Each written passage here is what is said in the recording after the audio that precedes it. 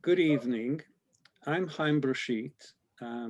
Welcome to you all. I'm a member of Jewish Network for Palestine, and we have initiated this meeting and are sponsoring it together with IJAN, which is International Jewish Anti-Zionist Network, BRICA, which is the British Committee for Universities in Palestine, JVL, which is the Jewish Voice for Labour, Javelin Media, ICAD UK, which is the Israeli Committee Against House Demolitions, the UK branch, and Payday's Men's Network, Refusing to Kill Initiative.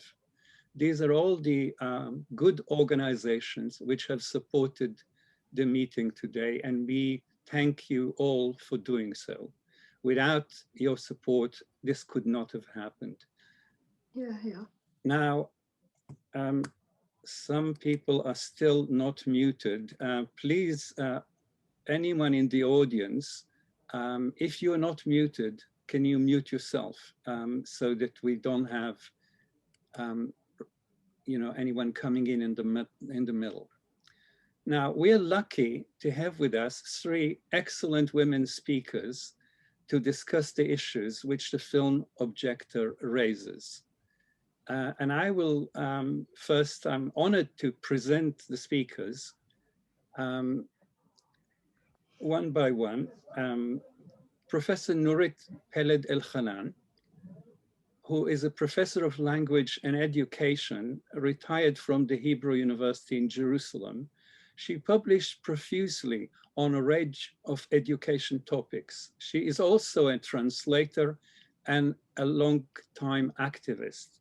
She, like Nelson Mandela, Aung San Suu Kyi, and Kofi Annan, to mention but few, received the Sakharov Prize for Freedom of Thought in 2001. The prize is awarded by the European Parliament, where she spoke on a number of occasions. She also translated Albert Memmi, Le Racisme, and Marguerite Duras' Écrit into Hebrew. Her book, Palestine in Israeli Books, Ideology and Propaganda in Education, was published in the UK in 2012. She has been a political activist for peace with the Palestinians for many decades. Dr. Ghada Karmi, who is also joining us, is a Palestinian doctor of medicine originally, and an author and academic. She writes frequently on Palestinian issues in newspapers and magazines, including The Guardian, The Nation, and the Journal of Palestine Studies. She is a fellow and lecturer at the Institute of Arab and Islamic Studies at the University of Exeter. Like Nurit, Ghada has been an influential political activist for most of her life. And many books include Married to Another Man, Israel's Dilemma in Palestine, which was published in London in 2007, and In Search of Fatima, a Palestinian story, which was published in 2002. Ghada has also worked as a senior consultant to the Ministry of Information in Palestine, in the Palestinian Authority, during 2005. Last but not least is Atalya Ben-Abba. Atalya, now a student at the Hebrew University in Jerusalem, studying philosophy and sociology, was one of the best known objectors to serving in the IDF, spending 3 months in jail for refusing to serve. She has been a peace activist against the occupation and its iniquities from an early age, and has taken part in numerous actions, meetings, house rebuildings, and other acts of resistance, many which are depicted in the excellent film you have all seen, I hope. Before I ask Shelley Danosh for the Objector campaign to present the work that she and others are doing, I want to tell you of one of the reasons why I myself am committed to this campaign and its aims. I have joined the IDF in 1964 at the age of 18, after spending 2 years weighing the decision of becoming an objector myself.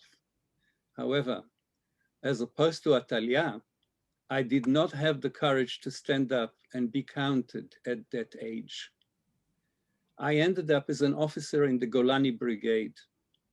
In 1967, after the war, I learned from my uncle that my own father, who has come to Israel in 1948, together with my mother and me, then less than 2 years old baby, had refused to serve in the IDF.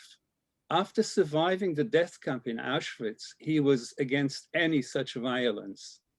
He was also put into jail for 2 months before agreeing to serve as an unarmed medic for the rest of the war. He must have been either the first objector or one of the very few first in 1948. I never knew this until my own IDF service ended. Now, Shelley, would you please present the work of the campaign?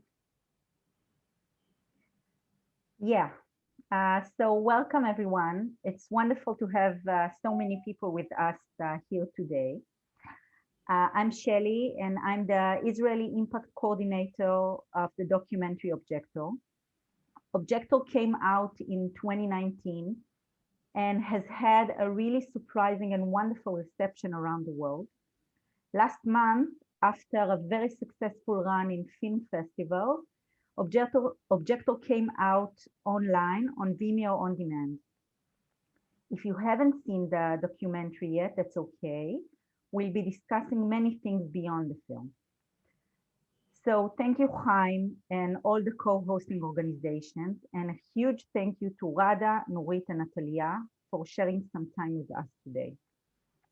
I'm going to talk a bit now about how everyone on this call can support our work at the Israeli Impact Project. So the Objector Impact Project is an effort to facilitate engagement with the film themes of conscientious objection, feminism, anti-militarism, and solidarity. We're doing outreach to youth movements, community organizations, and schools in Israel to screen the film and host panels like this one, as well as group discussions within a wide area of settings. We have a discussion guide designed to help deepen conversation about the documentary and people's own personal experiences and expanding viewpoints. So there are 3 things you can do right now to support our work. The first one is to connect us to family, friends, or colleagues in Israel who may be interested to host a screening of the film or a group discussion. Second is to sign the Objector Solidarity Letter. And third, if you are able, to make a donation to the Objector Impact Project in a link which is available on our website. That is it. And now back to you, Haim. Thank you very much, Shelley, for explaining this. Probably you would say a word about donating to the organization. Yes, so the donation link is available on the website. All proceeds will go directly to support the Impact Project, which is the screening and discussion in Israel, as mentioned. And I can post on the chat later on the website address. Of course, each organization sponsoring the event has donated to the campaign, but that is not enough. And so I hope that many of you will find it possible and will also personally contribute to this important campaign. Now, the way we're going to do it is I'm going to ask the panel to relate to 6 questions. With a bit of luck, we'll do them all. and then open the debate for questions from the public. I suggest that you send the questions to me on the chat line. Only use the chat line for asking questions rather than having chat with your friends, because that would make things very difficult. Now, the first question I want to ask the three of you, if I may, is about the first circle, about the family. I just talked about my own father and family and the connection to the IDF. And I would like you to relate to that. Of course, the film is very rich in showing us how Atalya is having to deal with her own family, sometimes with great difficulty, and I think with great honor. And I think the film really excels in this. But I wonder if you can talk about it first, Atalya, about how the family is actually, the Israeli family and your family, is part of the preparation for serving in the army. Yes, of course. So I think generally in Israel, serving in the military is this family tradition. There's a lot of honor in it, and I think people have this vision of them being soldiers as like having to continue a tradition. I think a lot of the reason it's hard for people to even imagine refusing to the military is that they feel as if they'll break away from something that they must do and that everyone must do. So the family has a big role. And I think also, for me, my mother and my father, they wanted me to enlist to the military, not because they wanted me to, have a very impressive military career. They just wanted me, to be, I guess, like everyone else, and be like a part of like their community. So I think the family has a big role in this. I think I want to ask just one other question about your family. We see quite an impressive change in the position of your mother, especially, who moves from difficulty with your position towards admiration towards your position and support. We also see your grandfather keeping his earlier position of everything is rather silly. Can you talk about this process of negotiating with the members of the family? Yes. So I think for me and my mother, it was a really emotional period for our relationship. I mean, I don't remember, as like since I was a teenager, I haven't relied on my mother as much as I relied on her while I was in prison. And so a lot of things changed in our relationship in general. And I think for her, she needed to be really involved in what I'm doing and why I'm doing it. And she was, telling people from our bigger family and her friends of, she would explain to them why I did what I did. And I think having to explain to other people my reasoning sort of made her understand it more and sort of made her, inhabit that role. And it really shifted the way she saw things, and she got way more involved in the injustices happening in the occupied territories. And And I think she knew about them before, but she didn't feel like it was her responsibility to do something about them.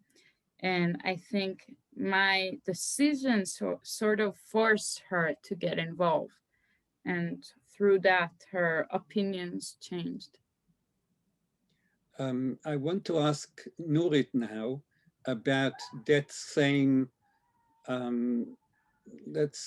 element in the Israeli early education and the preparation for serving in the army. Okay, thank you. I'd like to speak about Israeli education in relation to the movie, really. The movie opens with Atalya saying, "I didn't know anything about these people." Now, these people live about 2, 3, 4 kilometers from her house, which is an Arab house. The film takes care to show us time and again, it is an Arab house. We don't know how they got the house. We can assume they didn't get it from the original owner. We can assume it's one of those houses whose tenants were evicted, expelled, and Israel took over the houses. But it's a very important point in the film. Now, she knows nothing. And I think that this ignorance is one of the greatest achievements of Israeli education, because Israeli education managed to turn half the population under its rule, under the rule of Israel, into invisible entities. And I'm speaking both of Palestinian citizens and Palestinian subjects. I assume that as much as she didn't know about Palestinians in the West Bank, she didn't know about Palestinian citizens too much. Palestinian citizens and Palestinian subjects are non-existent in Israeli consciousness and non-existent in Israeli education and textbooks. They have no history, they have no past, and they have no present. Children in Israel do not learn about the place, about the country and its history. What they learn is that this country laid bare for 2,000 years, waiting for its legal custodians to come back. If I can quote from a book, from a geography book, Jerusalem has always been the capital of the Jewish people, except for the 2,000 years we haven't been here. And this is Israeli education. These 2,000 years are unimportant and nobody knows anything about them. Nobody knows anything about the Jews during these 2,000 years, Jews who lived in other places. Now, I say they have no present because Palestinian citizens of Israel are not included in any realm of life in Israel. For example, no one would say Emil Habibi was a great Israeli author when he was an Israeli citizen. When they learn about economy, agriculture, culture, science, whatever, never mention the Arab side of the population, as if they do not exist. Visually, they are never shown in any book except by racist icons of some kind of Alibaba with a camel,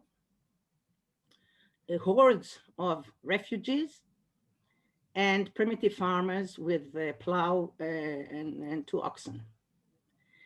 Now, the Palestinian citizens are presented in Israeli textbooks as problems: demographic problem, security problem, and developmental problem, because they don't want to develop, they don't want to modernize, etc., etc. Now, these problems are threatening us. And I don't know if you know that, but Israel is obsessed with statistics.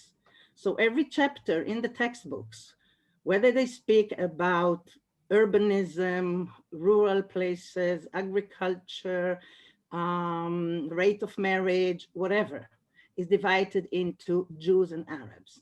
and you have all these figures and graphs and statistics, how many children they have, how many children the Druze have, how many children the Bedouins have, how many children we have. It's an obsession with what I would call majoritarianism, because the highest value of Israel is to keep a Jewish majority within its border.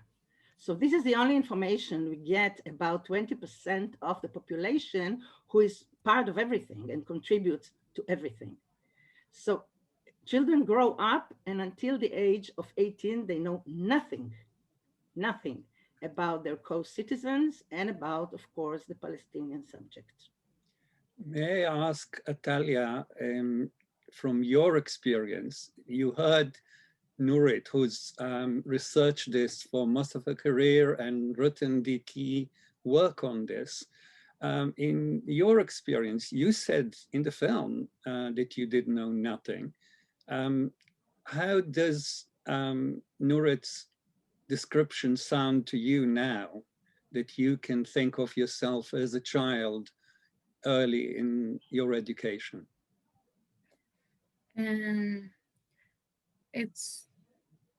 Yeah, I think in a sense, I didn't know a lot of what I know now, but as Nurit said, I did grow up very close to East Jerusalem. So I think I knew more than the average Israeli. Like I remember when I was really young, I started to know the soldiers, and I would start to question why there are so many soldiers everywhere. So I did, I think it was more like, as a child, at least, I always like had the sense that, you know, all of my friends were very afraid to go to the old city, for example, and I would never understand why they're afraid.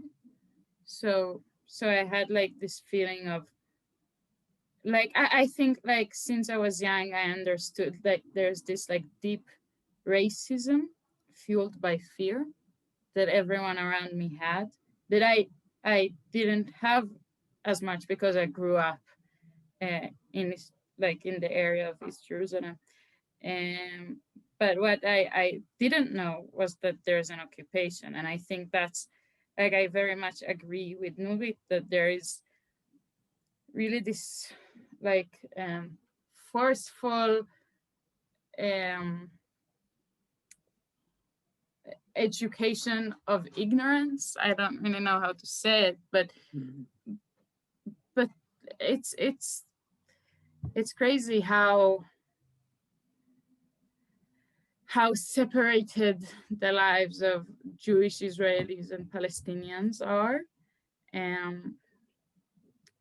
And I didn't even, I think, know the word occupation until I was 11. Until my brother started saying it. And I wouldn't have known it if he wouldn't start learning about it and teaching me about it. I want to come back to your relationship with your brother in a minute, but I want to invite Dr. Ghada Karmi to speak about this invisibility of Palestine, invisibility of the Palestinians, and the separation that both your colleagues are speaking about. I mean, normally, this is called apartheid. Apartheid is basically separation, isn't it? Yeah. Can you comment on that? Yeah, I mean, first of all, I want to start off by saying how much I admire Atalya and people like her. It's the same admiration that I have for Jewish friends or Jews I don't even, not friends with, but I know about, who were brought up with a Zionist form of conditioning and who have thrown it off. And I know several examples of them, some of them at this meeting. And I admire that very much because I understand the courage that you need to take a stand against an overwhelming pressure to make you conform to everybody else's view. So I really wanted to put that on record because I think it's very important.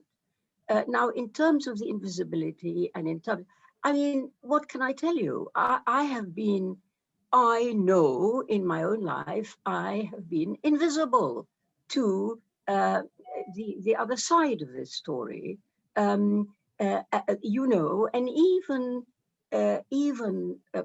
people who were sympathetic or who were interested in the Palestinian side of it still really never took in the fact that the Palestinians are a people with a history, with consciousness, with memories, with their own culture. It's all too much, really.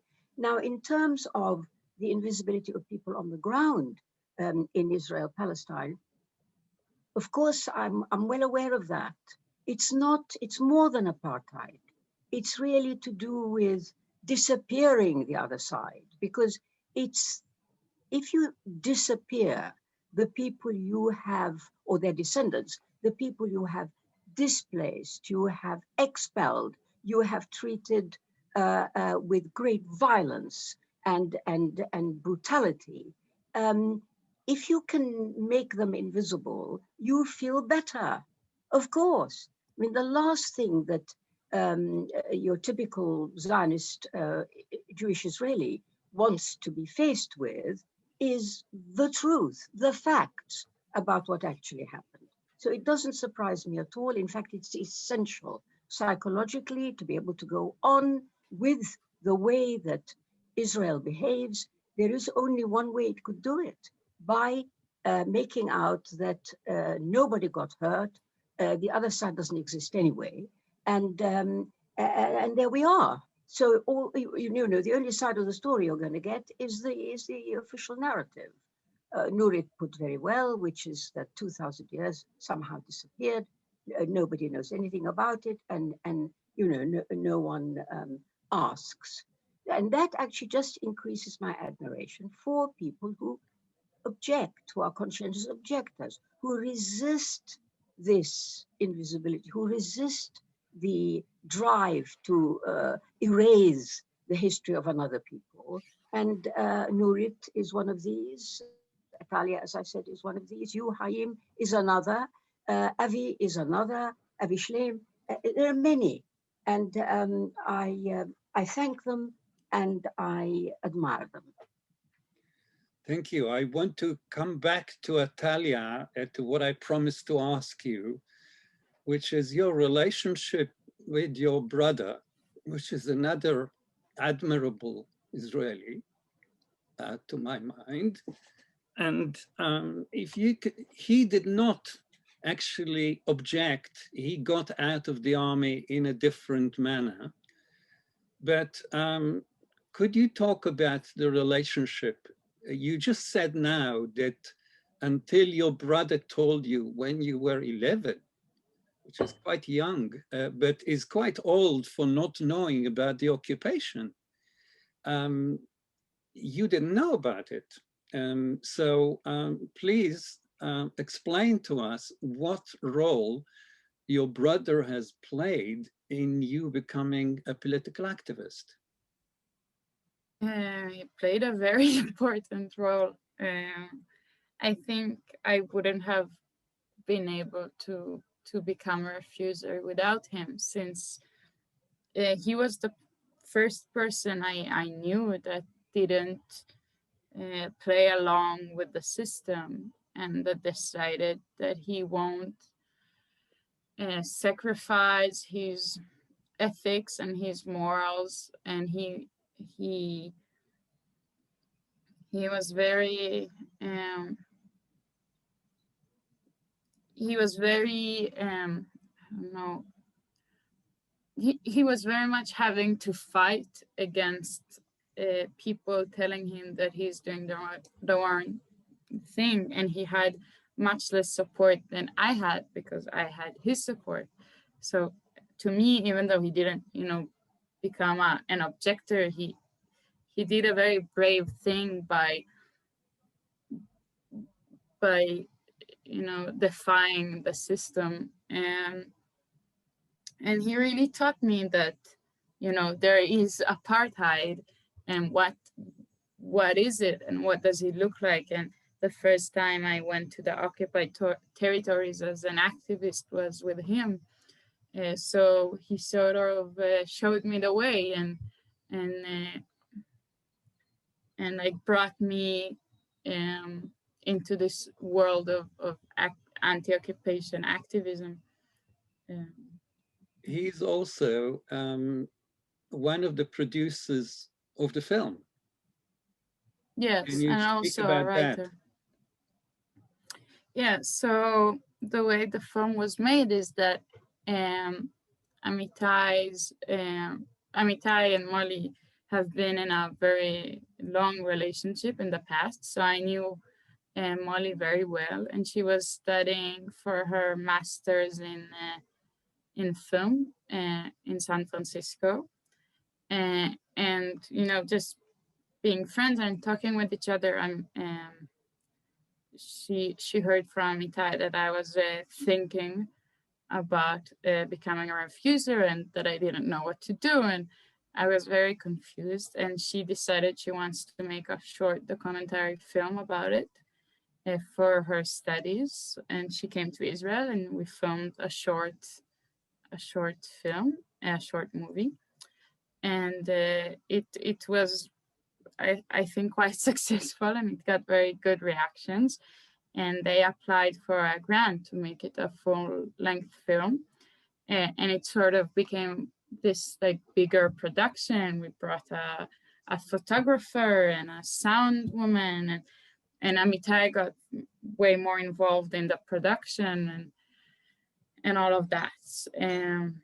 Yeah, but it was sort of, you know, just like people that know each other very well. We all have like very intimate relationships with each other. And I think that really reflects in the film, because it's, yeah, you know, bringing Molly into my home and into my family life didn't feel weird, since she was already sort of a part of the family, you know, my brother. And you decided to make the film mainly in English. So I assume that you speak to your family normally in Hebrew, but in the film, everyone speaks in English. Whose decision was that?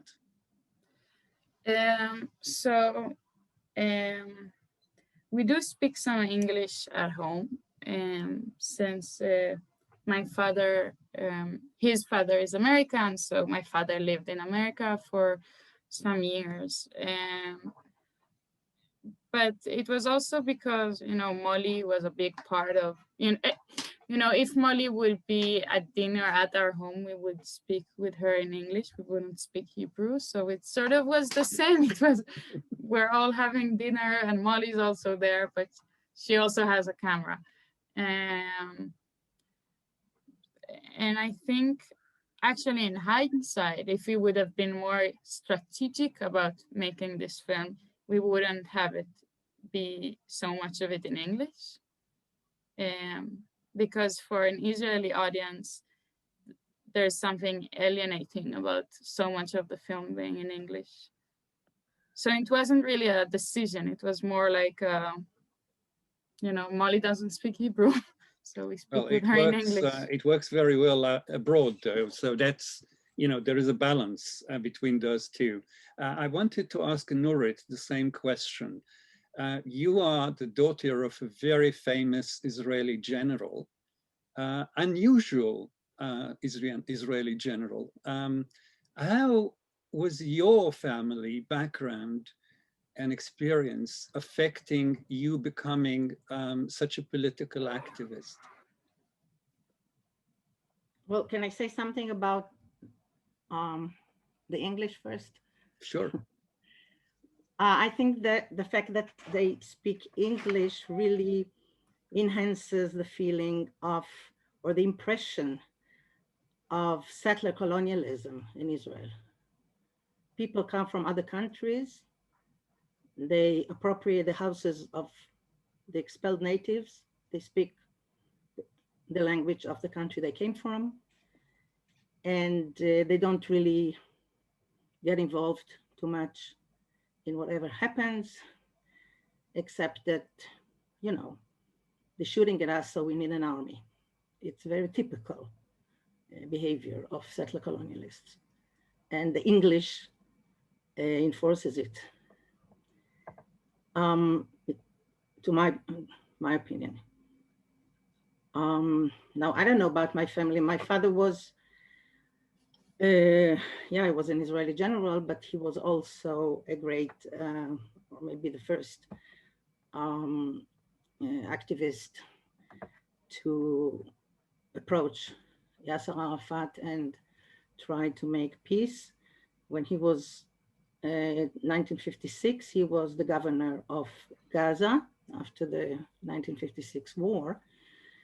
And when he had an idea when he was the governor there to not to return Gaza to Egypt, but to let them have some kind of autonomy, which would be a bridge of peace between Israel and Egypt. And of course, this was not accepted. And he left the army for a few years, consequently, and went to study Arabic. And after the army, he became a professor of Arabic modern literature. And one of the most active people for peace with the Palestinians. He formed a political party called the Progressive Party for Peace. It was the first one that was really made of Jews and Arabs equally. And he paid a very high price, not that he cared, but socially, and you know, there were threats on his life and so on and so forth. But I think he really brought these ideas of Palestinian nationality, Palestinian state, Palestinian entity to the Israeli public in his time. So we're growing up really in this atmosphere. You become very critical, you become very knowledgeable also of what is going on, which did not affect my patriotism when I was 18, and I wanted to go to the army by all means. But then I think for me, it took, you know, leaving Israel and living abroad to see what is really happening. Because again, we are the products and we are subjects. In my time, it was even more because there was no television, there was no internet, we didn't know anything except for the things that we were taught. So you are the victim of this education and you don't see anything else. Atalya is not the product of this education. She somehow escaped it. But I was, when I was young, I think her mother is, her sister is. Of course, there's a change. And the change, in my opinion, the change of the mother shows how superficial this ideology is, like a very thin layer of ice. The minute she can get legitimation from her children to do the right thing, she's doing it right away. But before that, she is really the product of this education. And she's also controlled, of course, by the grandfather and his master narrative, which is the Zionist narrative, which is very rude, intolerant, cruel, racist. But he's the patriarch. He tells her what to read, for example. But then she moves from his authority to the authority of her children so easily and so happily. And I think it gives hope that this ideology is really doesn't hold water anymore, and people know it. So maybe we knew it in my family a little bit earlier, but people start, knowing it now. I want to direct this query also to Ghada, whose family, of course, is from Palestine, and she lived most of her life outside of Palestine. I want to hear from you how your family background has helped you to become a political activist. Okay, well, in my case, my family background didn't really help me. I mean, it's something important for people to understand that for many Palestinians of my parents' generation who underwent the Nakba and didn't forget it and relocated to England, not out of choice, but because they had to find somewhere where my father could get a job. Really, that's what it was. Now, I was brought up not hearing stories about Palestine. And I think it's probably not sufficiently appreciated that the traumatic effect of that expulsion, of the flight, of having your life completely torn apart, of losing touch with all the friends, the neighbors that they knew, and relocating to a foreign country whose language my mother didn't know, my brother didn't, and nor did I, was extremely traumatic. I think it was so traumatic that they would never wanted to talk about it. So in that sense, I got nothing, no help. I knew where we'd come from. I knew, you know, that I was born in Jerusalem, but really that was about it. I had to do it for myself. Now, I don't want people to think it's because I'm so amazingly exceptional. It's that, you know, the force of events, because the anomalous situation that many Palestinians found themselves in, of living, of being relocated to places very different from the homeland, and that being done in a very short space of time, meant that they were anomalous. They felt anomalous. So it was the 1967 war in my case. It wasn't my family. It's the 67 war that did it. And I wasn't the only one. I know Edward Said has exactly the same story, that he changed because of 67 war. It was a war that faced me with so-called friends who were on Israel's side, as if they didn't know anything about me, you know, as if they didn't understand that I was Palestinian. They did, they knew perfectly well. Nevertheless, they cheered for Israel. They thought Israel was terrific, you know. And I remember that moment of discovery of myself and thinking, I'm not normal in the sense that I'm like my colleagues, my peers, my fellow students, etc. I'm not, because I feel so badly about this. I identified, of course, without hesitation, with the Arab side, with Nasser, with all of that stuff. And that set me on the road, not immediately, but it set me on the road to activism. So I hope that doesn't disappoint anybody, because of course we know that refugees in camps, it's well known that they bring up their children and their grandchildren on the stories of the village, of where they came from, etc. I'm well aware of that. In our case, and probably in many other cases, that wasn't the mechanism. Yet it was the effect of what happened. This is fascinating. Those three stories are really fascinating together. And I want to thank you all for sharing this family background with us.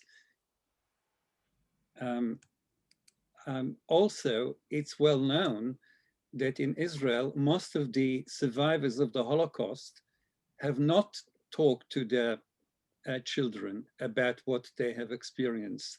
And Rada's story is just another proof of that pattern. I just want to return now, and I'm not a very, insistent chair, because this is so exciting and fascinating, but I ask you to be shorter in answering the next couple of questions, because I want to get to the public questions also. What chances do you think there are from a change from within Israel.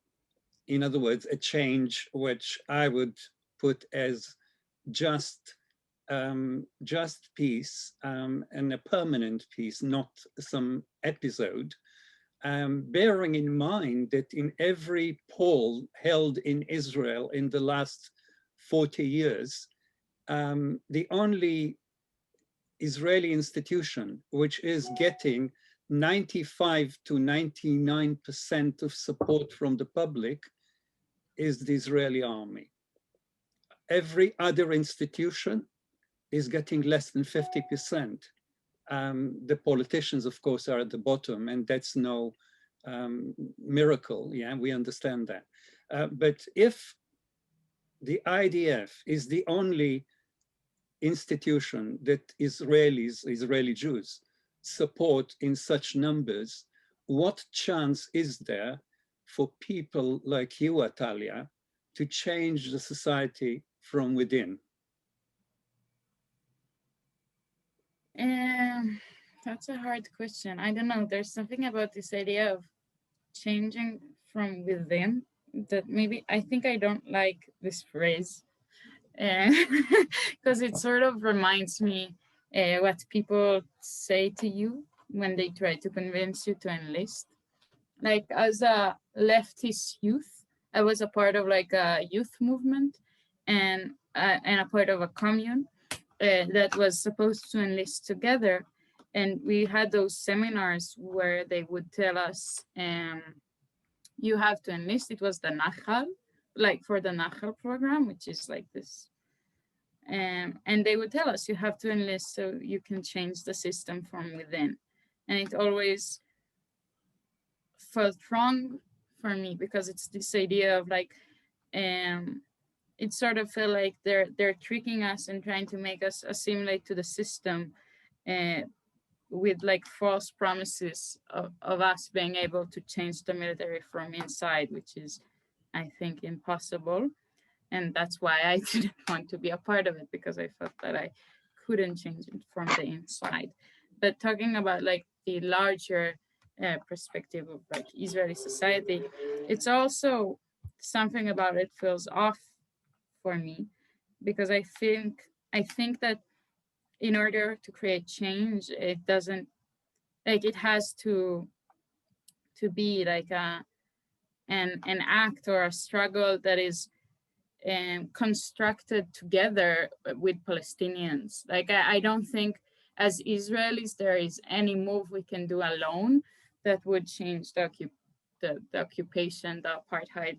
And I think that's exactly the problem with a lot of the things that happened in Israel in the past. And Gaza is a good example of that, that all of them have been very one-sided, very only like in this like Jewish Israeli perspective, not thinking about, you know, joint like constructing together a different reality. And in my activism, I try to do it differently as much as I can. I try to act in solidarity with Palestinians and follow Palestinian leadership. I think that the recent actions that I've been a part of were all led by Palestinians. And I think that's very important. If we actually want to change anything, it can't be just like a change from within as an Israeli. Thanks. Can I direct the same question to Nurit? You have decades of experience of political activism in Israel. What is your perspective? I don't know about political activism, really. I don't see myself as a political activist. I don't like children to be killed, that's all. That's what I'm doing. I don't belong to any party or to any organization, but I think Atalya is right. Changing from within, you know, Shulamit Aloni said that only worms change from within. So the political situation of the world today is such that nothing we can do will change anything. And we know that with all the American money, with all the European sympathy. And I think that the last definition of anti-Semitism, which is adopted by so many institutions and countries in Europe, proves it. Complete support for fascist Israel, both with money and cooperation, scientific cooperations, and acceptance of any criticism against Israel as anti-Semitism. There's no chance for anyone like us to change anything, but I don't think we should aim so high. We don't have the money, we don't have the means, we don't have the measure of corruption to do this, but we can change. And I think that the last year in Israel, the demonstrations against Bibi Netanyahu brought together so many people who will never be the same. And this is important. I mean, to make a change in your life. States and regimes are not the only thing we should relate to. We have a life, and we have changed this life in an enormous way. For example, with all those organizations that Atalya talked about and others, like the Parent Circle and Combatants for Peace, who are Palestinian-Israeli organization against the occupation, with the alternative memorial service every Independence Day. I don't know if you know about it, but there's an alternative ceremony for Palestinians and Israelis together, no matter how much the government opposes it. And last year there were thousands, tens of thousands participants. And these things change. They change the social landscape forever. Even if the regime is corrupt, and although the regime is corrupt, although the whole world supports this corrupt regime, although Israeli fascism gains more and more terrain all over the world, I think people who made a change in their lives and go together with other people who made a change in their lives and can create some kind of alternative world which obeys other rules than the rules that we are subjected to. I would be very happy if we all decide not to pay taxes anymore, for example, to this horrible regime. I would be very happy if there were more like Atalya refusers. I think these are the places where we should work. Say no. And talking about education, this is what we should do, educating our children, or as teachers, educating students. There is an organization in Israel called Political Teacher who are already doing this. So these are small things, maybe, but these are the real things. To go into politics, into this politic and try to change this, really you have to be a worm. I think we would all be very happy if there were many more like Atalya. Just to remind you, Professor Leibovich said in the end of the 70s, if there are ever 2,000 people who refuse to join the army, that will be the end of the occupation. He probably was right, and we're still not hitting that number by a very long chalk. I want to ask Ghada for your understanding of this political landscape.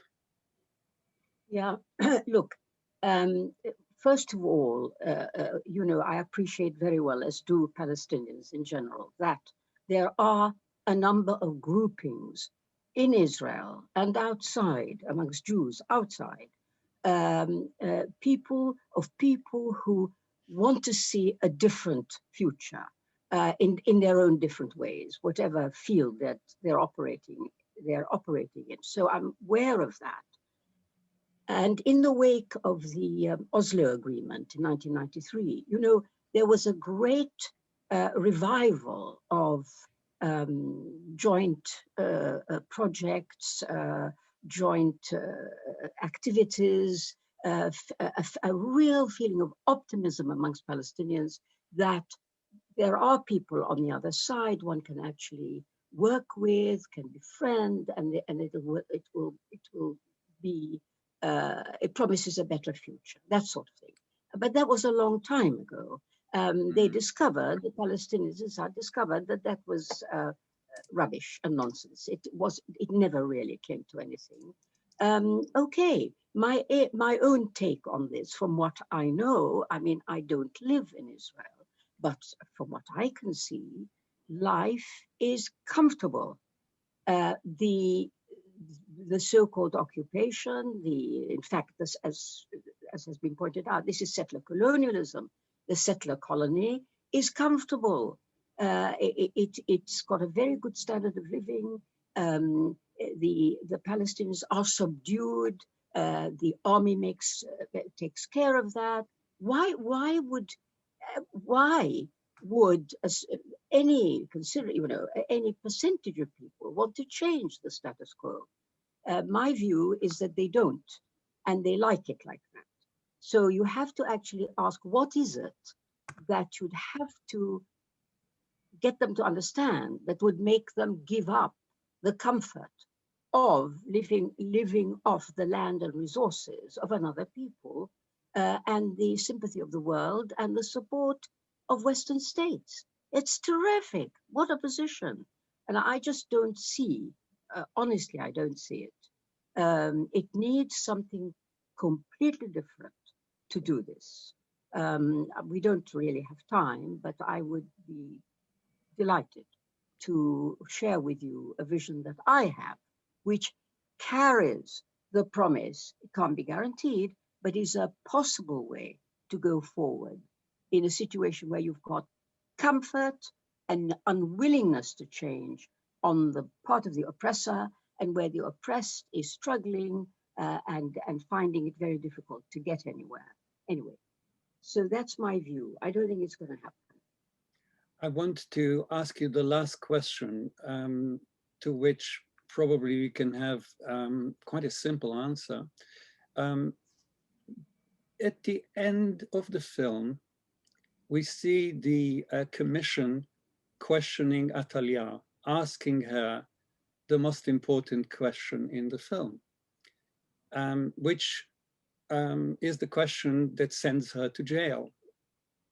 Do you want the end of the occupation, Atalya, or do you want to get out of the army?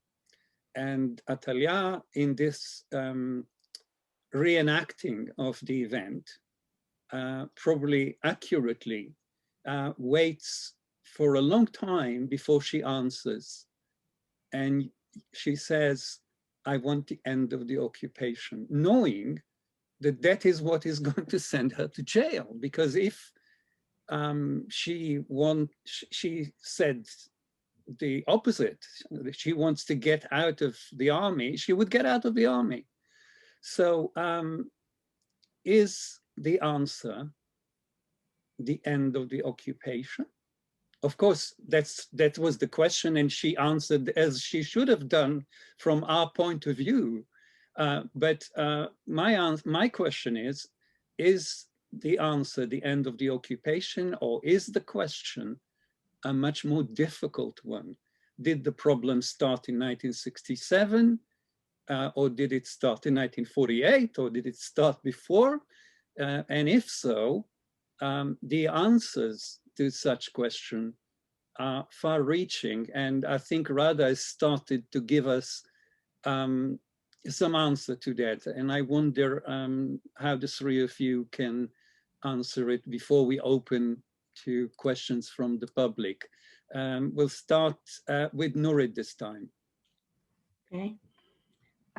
The occupation doesn't stand alone. It's not, a phenomenon of itself. So when you say to end the occupation means to change very many things. because the occupation is the expression of the Israeli societies. And I go back to education to Holocaust. Our children are educated to Holocaust. The Holocaust is imminent. It's around the corner. The perpetrators are not Germans this time because we are friends with the Germans now. The perpetrators are the Arabs, the Palestinians, the Arabs, all the Muslims in the world, it doesn't matter. The children grow up believing and indoctrinated that everything they do to Palestinians will save them from another Holocaust. You have this in the teacher's guide. The teacher's guide of 2nd grade says that the teachers should explain to the children that this is what happened to Jews when they lived in other countries and did not have a state of their own and an army of their own. And then it goes on saying, today as well we are surrounded by enemies, but today we can defend ourselves. And if you read the testimonies of soldiers who broke the silence, this is what they say. We were educated to believe that every Palestinian child we kill will save us from another Holocaust. So the problem is not this expression. The fact that people don't care about the occupation is partly because they are so convinced it is right against the future exterminators. The fact that people accept the murder of children in the streets by soldiers, what was called 2 years ago, 3 years ago, the knife intifada, or the children in Gaza who demonstrate by the wall. People accept it if it's all right. So it's not only that we occupied something, it's a very deep, I would say, mind infection that causes people to believe that this is the right thing to do, that these people are dangerous, they are the future exterminators of the Jewish people, or at least superfluous. And I don't have to remind you where this comes from. I think we have to go much, much deeper into these things. And again, I will remind you of the new definition of anti-Semitism. Thanks. I want to ask Ghada, you and I and many others who are listening to you now are living in Britain. And we still remember, because we're old enough and we were involved in it, that during apartheid, there was an enormous campaign across the world that lasted almost 30 years, was very efficient. It didn't on its own end apartheid, but it enabled the people of South Africa in the end to end apartheid with international support.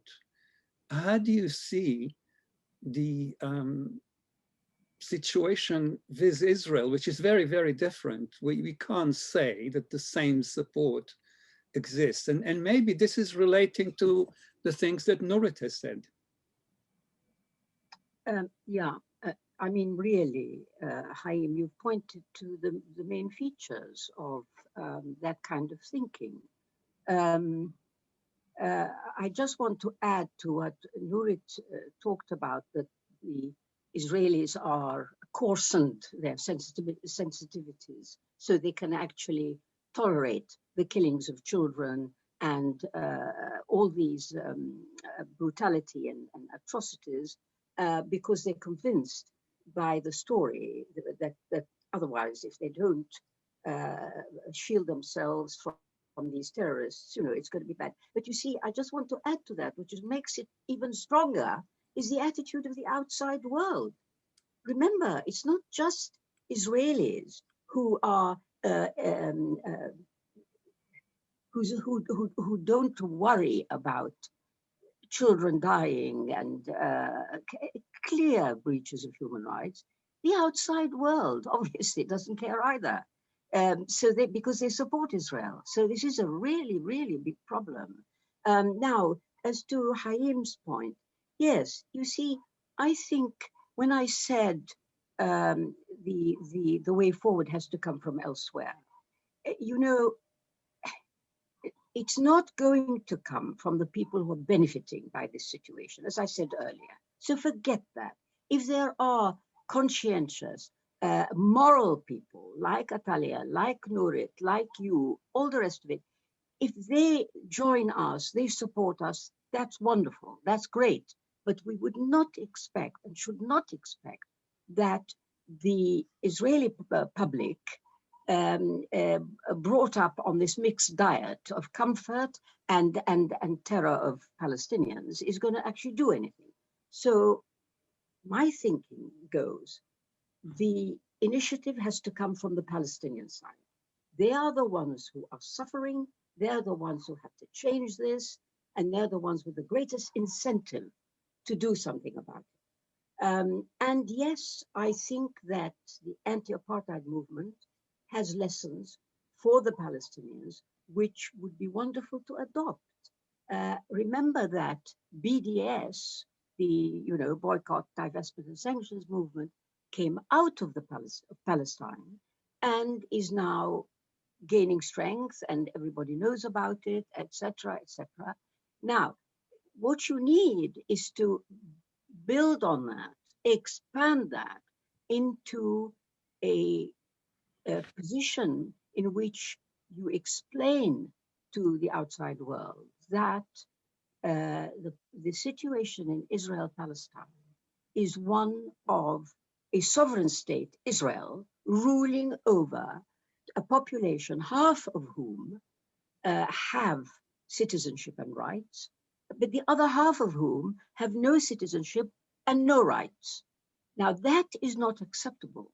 And I think that that message put across strongly to the outside world that this is not acceptable to have Israel ruling over people, and we're talking about 5 million people, without giving them any rights of any kind.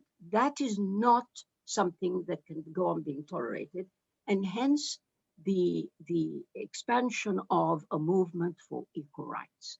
That actually what we want is, if we're going to be ruled, we have to have the same rights as the other people that you, Israel, are ruling.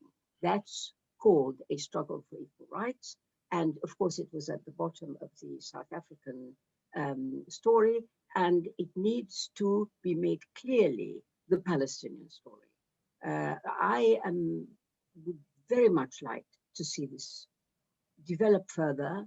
I think there is an audience for this. There's a lot of sympathy for the idea of equal rights and the idea that you can't rule people and give them no rights whatsoever.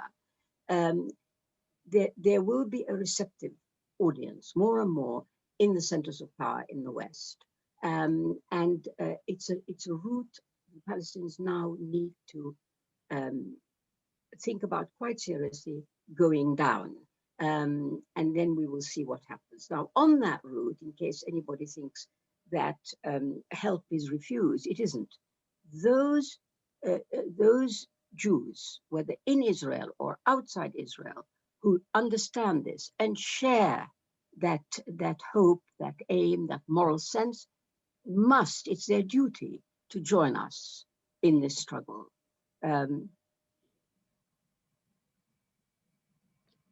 Thanks. And the last question is to you, Atalya. Atalya, you have brought us your actions, your courageous actions have brought us to this meeting today, yeah?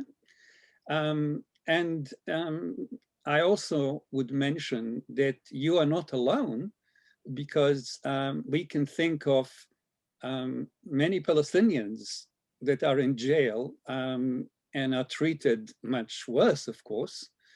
And in the film, of course, mentions Ahed Tamimi, which has been very famous in her struggle, and you go to visit her, and in that sense, you pay, you know, and you relate to her struggle as relating to yours, which is what Nurit and Ghada have spoken about. But the future, in a sense, is in the hands of your generation.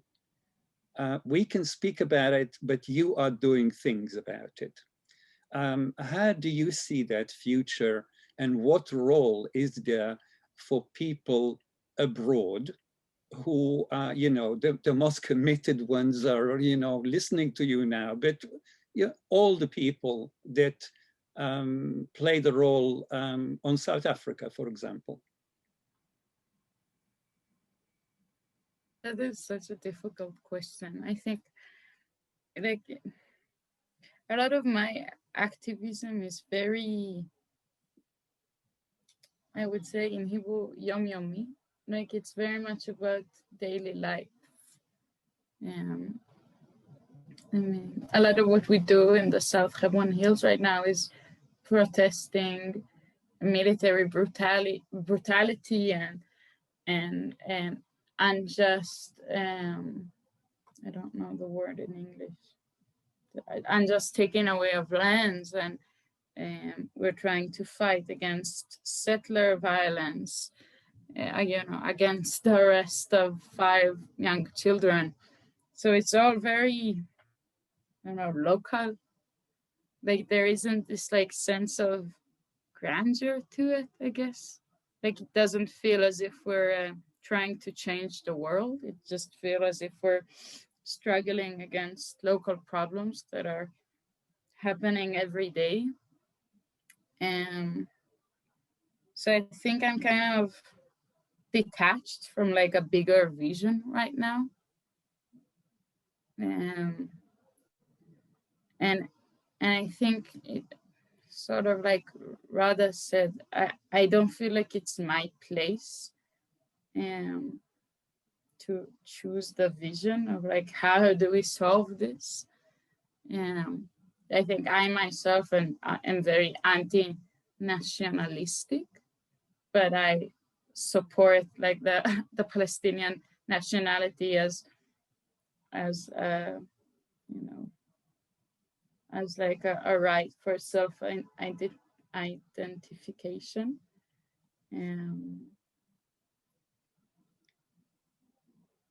Yeah, I'm sorry, I don't have like I feel like I should have like a theoretical answer of like you know, anti-colonialist theory, but I'm just I only took 2 courses about colonialism, so I need to learn more before I have like a very clear theory. But you know, in the real sense, in the actual lives of people's sense, it's very difficult to have an answer of how do we solve this awful situation we live in. If I may say, so right if I may say, you teach us very much by your actions, because you're part of the Palestinian Sumud, people in daily life making a change, staying on their land, refusing to move, refusing to leave, and in this way defeating the colonial project. So please don't look down upon what you're doing, because what you're doing is the most important thing. I now want to open to the audience questions. We have received a whole number of them, and I'll give you a chance to relate to them. The first one from Abe Haim is not really a question, but I will read it. The Zionist Jewish diaspora have the same mindset of the Zionist Israelis. They too need education against the denial and promoting of Hasbara, which is the basis of the anti-Semitism industry today. Obviously, this is not a question, but you may want to relate to it. Nurit, do you want to talk about the education of Jews abroad, Zionist Jews abroad? Well, I think he's right. Whoever said that, he's right. And I think this is one of the self-damaging things that Jews are doing to themselves abroad. Because when they defend Israel, when they identify with Israel, they take all the fire, and they're really not, they don't live here, they're not part of it. I mean, they're part of it because they give money, and sometimes they send the children to the colonies. But Jews should be the first to wave the flag of human rights. This is a long history of the Jewish people abroad, to be the first on Jewish right movements, to be the first on workers' movements. And it's a great pity that they take this position. It's a great pity, and they have no reason to do that.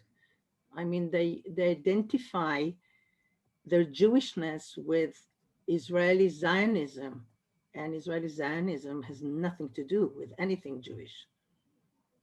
So he's right. They do need some re-education, maybe. Atalya, do you want to say anything about that? Yes, I agree. I very much agree with what Nurit said.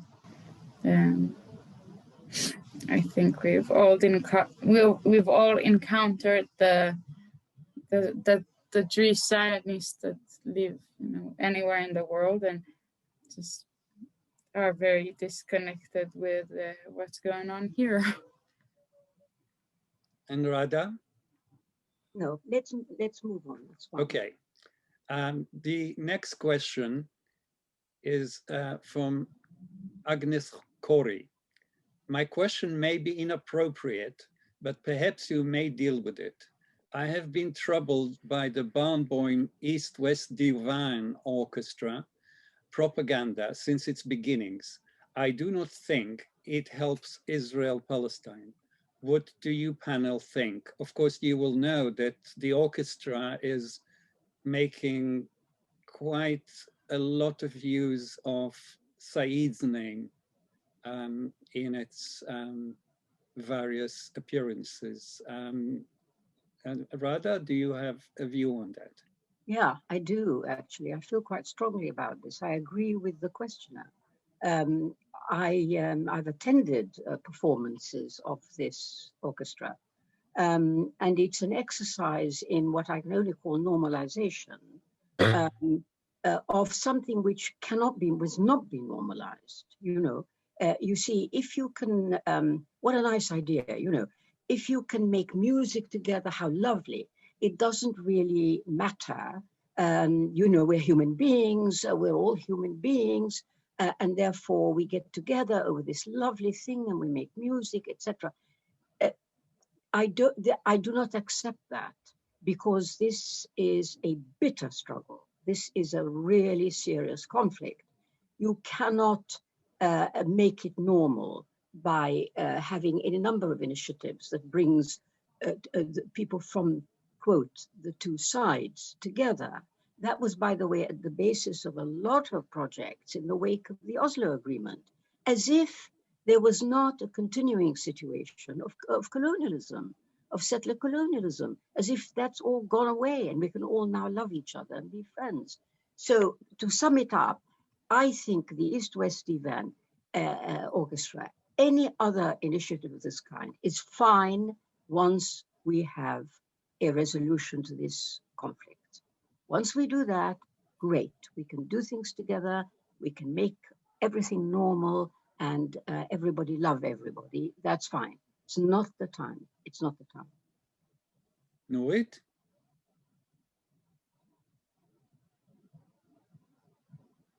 You're muted. I agree. I think the organizations that I mentioned before that are grassroots organizations of Palestinians and Israelis who risk a lot by fighting together the occupation. And this is their declared purpose. I don't think this is the declared purpose of this orchestra. And there was a documentary about this orchestra, and they showed how the Israeli players come to the rehearsals under very heavy security, and as soon as the rehearsal is over, they're taken away. So I don't think everybody, I don't think it's so, you know, idyllic. But as Radha said, you know, let's make music once we can. I mean, this is like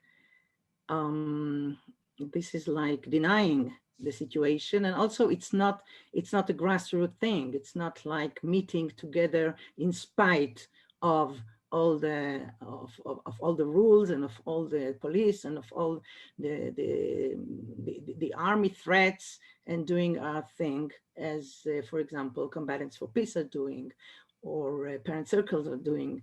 This is a different thing. And Atalya, of course, this activity is very different from what you're doing, going to work on the daily grind against the occupation with Palestinians as partners. Do you have a view on this orchestra and its project? I agree with Nurit and Radha. I don't feel like I have anything to add. I'm sorry. Okay, the next question is mainly for you, Atalya, and it's coming from David Rosenberg from the Jewish Socialist Group. What are the most common factors among those who become refusers? Do they tend to be already political or have family members who are political? Are they from similar social class layers? What are the possibilities and obstacles to expanding the number of refuseniks? This is a question which is very important, and Atalya is the best person to answer it. So I don't think there has to be like a family member that is very left-wing, but I think exposure is one of the most common elements of, or most like, I think for people my age, it's quite, or well, when I was the age of refusal, it's quite rare to be exposed enough and to have enough knowledge in order to make the choice to refuse. So a lot of our activism, I'm a part of a network of refusers. I didn't refuse alone, and I think it's important to talk about that, because the network called Mesavot, which is the female pronoun of to refuse, or refusing, was a very big part of me being able to do what I did. It gave me a lot of emotional support and physical support and legal support, which are all very crucial in order to be able to refuse. And it also, it's a community. Like I have never been alone, even though being a conscientious objector in Israel is seen as, you know, being a traitor, and people are very violent sometimes. We do have a community and people who support us and stand with us and do what we do. I wasn't in jail by myself. There were two other refuseniks with me at the same time, named Tamar Ze'evi and Tamar Alon. And I think that is very important. And so as a member of Mesavot, I also take part in talking to youth, and I guide like a small youth group called Youth in Solidarity, and we teach them about the occupation, mostly about East Jerusalem. And so they have, as you know, 16-year-olds, they know so much, and they have such clear vision of what's going on. And they also have a group, and that's something we always try to create. And this year there have been a Shministim letter, which is like a letter of people that are in this age group of refusal, 17 to 20. And that's like the age group of people that are supposed to enlist. And so we really tried to make a group of these people. And we had, for a whole year, they had sessions where they met each week and talked and learned, and we arranged lectures. So it was really this project of a community. And because I think it's something that you just can't do by yourself. It's too difficult. And it's so alienating from society that you have to have like a group of people that are together in it with you. So that's, I think, one very important point. The other point that that I think is important is that it does require, or I don't know if require, but for me, I felt like privilege, like social, economical privilege plays a part in it. Because I had the privilege of not working for the 4 months that I was in military prison. I didn't need to work, and I couldn't work, and I wasn't paid anything, you know. So I think people that don't have this like economic security and don't have like the privilege to refuse. And that's a part of the reason that I felt I had to do it, because I have those privileges, so I need to use them. But it's a big question in our movement, like how do we make this, you know, less white? How do we expand to other sections of society? Thanks. There are many questions coming, and I will already apologize because we will not be able to take all of them. There are too many, but this is just showing the interest that what you are saying is raising with your public. The next question is well, there are two questions in one. This is Yair Peretz from Kiel University. He's asking Atalya and Nurit, what is it that you think about the One Democratic State initiative and the BDS campaign? Will any of the two campaigns help in bringing freedom, equality, and justice for Palestinians?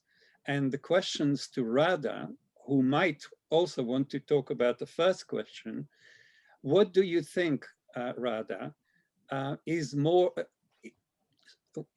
is it more important to use the term settler colonialism and apartheid rather than occupation? If so, why?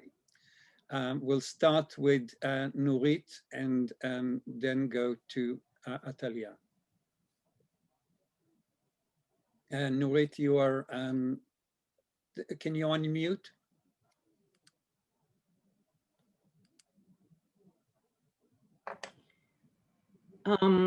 Okay, one state and BDS.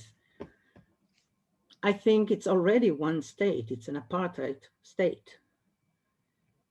And what Ghada said before, it is one state, whether we like it or not. And in this state, there is half the population that doesn't have any human right. So this should be addressed. Other than that, how many states should be there in this small area? I think it's up to the Palestinians to decide. But it's already one terribly racist state. Regarding the BDS, I think it's a wonderful initiative. I think it's a very a proper, civil, and a good way to protest. And I admire them. I don't think this will bring peace on earth, but again, every such initiative, everyone who does something is contributing to some well-being. And every company they convince to divest is a blessing. I think we should count these small, important steps and not look, you know, to change the whole system. Maybe eventually it will, but this should not be the reason to act or not to act. Atalya, you said you don't have a long-term solution in your mind yet, but you might want to reply to this question. I actually very much agree with Nurit. That right now there is like this one state that is awful and cruel and racist, and we sort of have to do something with it, and I don't really know what, and I don't think it's up to me to decide. I do think it's up to Palestinians to decide. Yes, I'm sorry, I don't have much to add on that. Well, Rada, it's up to the Palestinians to decide. Yeah, I think, you know, the Palestinians have been brainwashed in their turn, I'm afraid, with this idea of a state of their own. And so much so that I would anticipate, in the kind of trajectory that I have to this, tremendous opposition based on that, you know, Palestinians need their own state, their own flag, where they can come and go, they have a passport, this kind of stuff. In reality, it's very difficult psychologically for many Palestinians to accept there is no state. They don't have any possibility of having their own state. What there is a one state currently on the ground. It is an apartheid state in which they are deprived of their rights. That's the reality. And I wish, you know, they have to face this. And it has consequences. It has a logic. You can't keep talking about a two-state idea when there is one state ruled by a powerful Israel, backed by world states. You know, this is the reality. So let's just say that the task is to how to convert this apartheid state into a state of equal rights for all the people that are living there.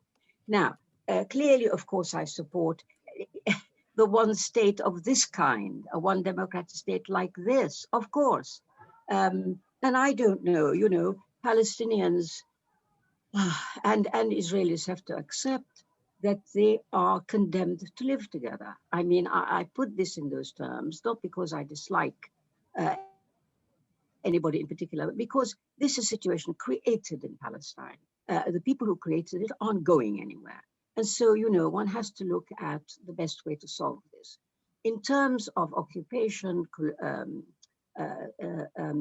settler colonialism, no, you see, of course it's settler colonialism. That's the reality. I can't go on talking about the occupation. There is not an occupation because there are no boundaries. A lot of Israel's population is already in over 1967. It is the whole. There is no possibility of talking about the end of an occupation. It was never an occupation from the start. It was always an extension of the colonial project, of the Zionist colonial project. And putting it at its most elementary, if you keep talking about an occupation, then you have to face the consequence, which is if Israel ends its occupation, that's the end of the story, that everything is fine and it's all resolved. It's not resolved because for a very simple reason, all sorts of reasons, but very simple, the return of the refugees. What about these people? You know, they have to come home. They can't go on living forever in refugee camps. So a two-state, the idea that you end the occupation and therefore all is well, is of course nonsense. It's not. And the nature of, the historical nature of what's happened is a typical settler colonialist project with fancy details. And by that I mean the creation of a lot of mythology around why the settlers need to be in that country and why they have a claim and all the rest of it. But at bottom, it's a simple, not simple, but I mean, it is a basic settler colonialism. And you know, I have to honestly say to Atalya and her colleagues, that you need to move on. You need to move to the next stage beyond the occupation. You need to move to the awareness that this is a settler movement and that it's a settler colony. That's what Israel is. It's a settler colony. And it has satellites in the West Bank and used to have until recently satellites in Gaza. That's the actual story. That's the reality. And of course, in Syria, which we shouldn't forget. The next question, I think we can take 2 or 3 more questions because we've been really squeezing you dry for almost 2 hours. And thank you for that. This is a simple question, Atalya, it is for you. Are people in the conscientious objector movement primarily Ashkenazi or a mix of both Arab Jews and European descended Jews? Are the Druze refusers who join as well? So it is primarily Ashkenazi, I think, in a very stereotypical way. Because as I said, there is like this layer of privilege that sort of is needed for people to consider refusal as an option, because it is scary. I mean, I don't think there is something even ableist about being a refuser. I mean, not everyone can spend time in prison, and we wouldn't want to demand of everyone to spend time in prison. I think any person with physical or mental disabilities would find it much harder. So because there's this, like, you need like economic security, and you need like this, I think, specific I don't know, habitus. I don't really know how to describe it. It's very, as I said, white and Ashkenazi, and it is something that we struggle with, and I think it's one of our weaknesses, that it is such an homogeneous group of people, the people that are refusers, and I wish, and we try to change it, and we try to expand. And we are managing, I think, with this like new wave of young refusers, and it's way more inclusive, and also it's more inclusive in what we define as refusal, because not every refusnik is an objector that goes to jail. People find their own ways to refuse. If it can be through a conscious committee, and it could be through Kaban, and there are different ways, and all of those are considered refusal. So we try to become more inclusive, and through that invite more people into our movement that come from more diverse backgrounds. I forgot what was the other part of the question. Do the Druze join this movement? So it's we have tried to create connections with the Druze groups of refusals, but it's difficult. And I think for them, being like aligned with us politically can sometimes bring troubles that they don't want to. It's I think complicated politics, but sometimes it works. And we try to create all kinds of connection, and we have very strong connections with Haredi refusers. Yes. Excellent. We are learning quite a lot. There is a question from Oina Hutchinson in Ireland. She's a psychotherapist, and she's interested in the issue of trauma in children. I won't read the whole question, but the point is the trauma and fear of Holocaust experience suspending the current Israeli population in denial of horrors being carried out daily by the IDF? Nurit, would you like to relate to that? Definitely. As I said before, Israeli children are educated to a Holocaust. And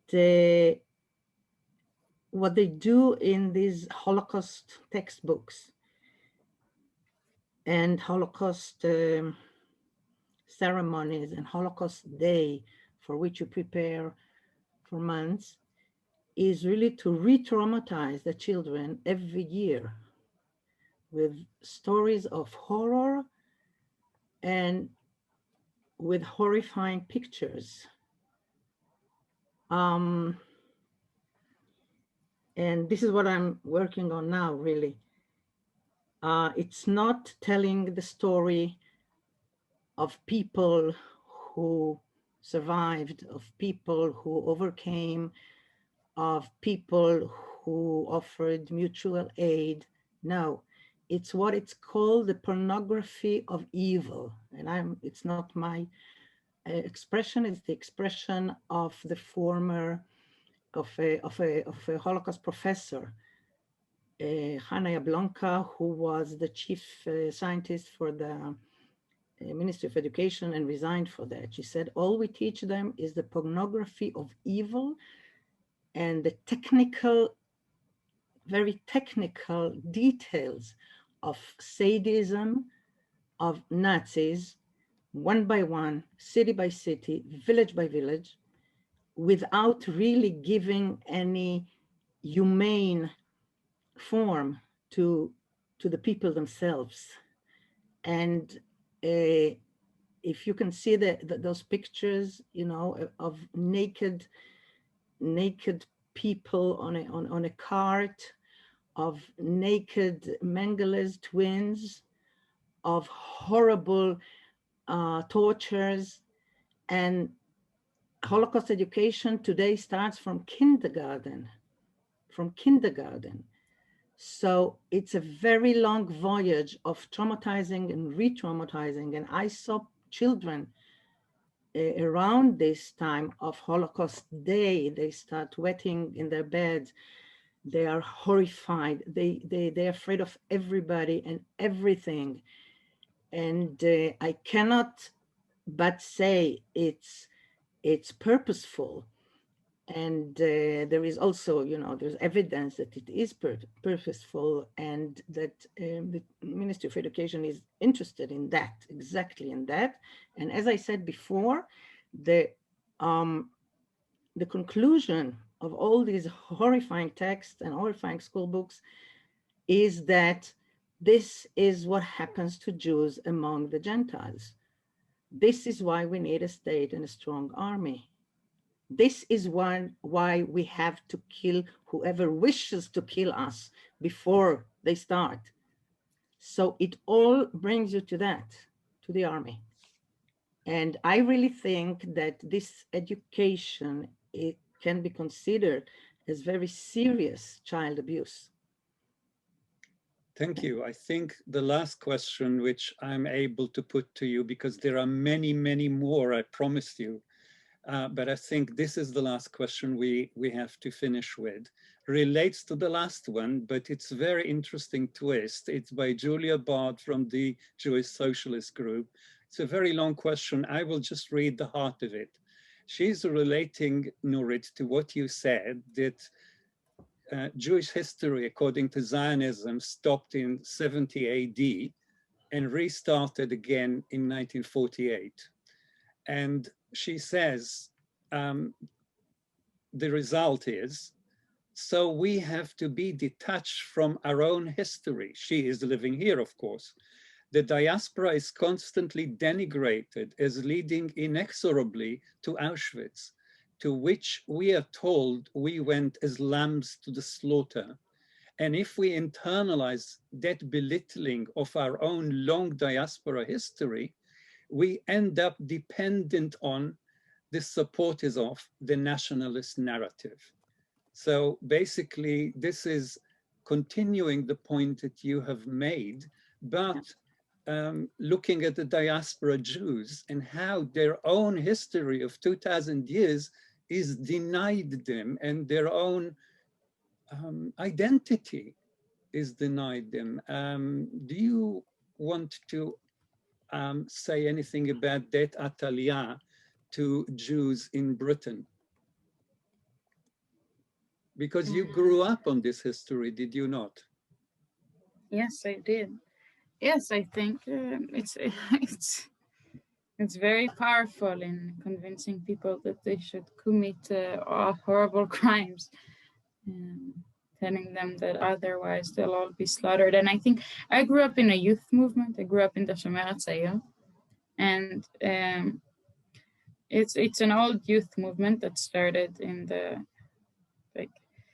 diaspora, and we would talk a lot about the Holocaust, and mainly about the Mered Ghetto Varsha, the rebellion in Ghetto Varsha, and about this idea of fighting against oppressors. And I think the more I grew, it felt more, I don't know, there's something sort of, I would say, ugly about it, about using this idea of rebelling against an oppressor to justify oppressing other people. Yes, I think that's all I have to add. That's very clear. Radha? Yeah, look, I don't know if this is the last, the last question. Yes. I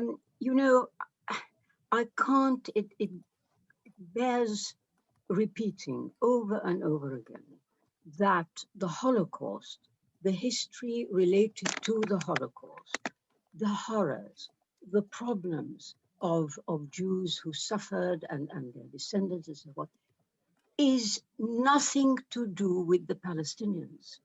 It needs to be repeated over and over again. This is not a responsibility of the Palestinian people, who should give up their country, their homes, their properties, in order to give refuge to people fleeing the Holocaust. It never, I cannot tell you strongly enough that all Palestinians feel like this. They feel, if there is something they really feel strongly about, in all the things they feel strongly about, it's the idea that they and their country should be sacrificed in order to compensate different people who've had, admittedly, a horrible history. We're not talking about how horrible it is, a horrible history elsewhere. In Europe. Palestine is not in Europe. It's nothing to do with any of this. And yet it's been tacitly accepted by the world, by the way. I mean, I don't mean just by Jews, by the international community, that somehow the country of Palestine and the people of Palestine, it's all right for them to be displaced, for their country to be taken over, to make up for or to provide a refuge for people fleeing persecution elsewhere. This is deeply unfair, and I assure you, we all feel it. Thank you. And Nurit, last word. About that. Yes, I do believe that Palestinians are the victims of the victims. And I think in the film, it was expressed by Atalya's grandfather, who is, as I said, the bearer of the master narrative, when he said, after the Holocaust, we had to have a state, and it doesn't matter what price the Palestinians, the Arabs, he doesn't call them Palestinians, the Arabs would pay, which is horrid. But this is the narrative. This is exactly the narrative. And as I said before, this is what we should fight. This is what we should uproot. And this is what we should delve into. This type of indoctrination or mind infection that is so traumatizing, that is so abusive, and that is so damaging for generations. And again, I say, if you read the testimonies of soldiers who broke the silence, they all speak about that. And there's this wonderful book, The Girl Who Stole My Holocaust, by an ex-soldier, Noam Hayut. And usually they come to their senses when they suddenly find themselves aiming into a little girl's head. And this is what happened to him. And in her eyes, he saw that he is the Nazi soldier for her. And Yeah, it's crazy, but this is it. And again, the definition, the new definition of anti-Semitism, this is what it says. Exactly. And Thank you. the UK accepted it completely. Thank you very, very much. We're coming to 2 hours, and I think that's as much as anyone can take. But I want to tell you, Atalya, Rada, and Nurit, that most of the people stayed with us, provided new questions all the time, also told us, like Yair Peretz from Kiel, that he is himself an objector, which is good to know that there are people listening today that are objectors. And basically scores of messages thanking you for this amazing event that the three of you have delivered. And I want to thank those three amazing women for teaching us quite a lot and being in so much of an accord with each other. And I think this is the wisdom of women speaking. Thank you. Definitely. Thank you.